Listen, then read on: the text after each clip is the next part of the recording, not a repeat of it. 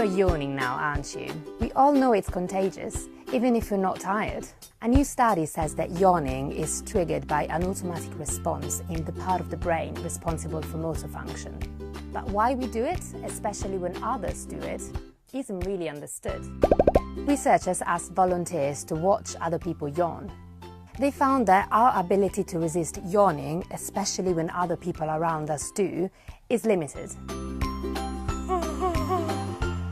And the urge to yawn was increased when people were told they couldn't.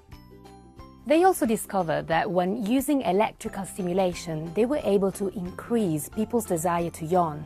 This is important because understanding more about it could help treat other conditions like Tourette's, which involve the same area of the brain.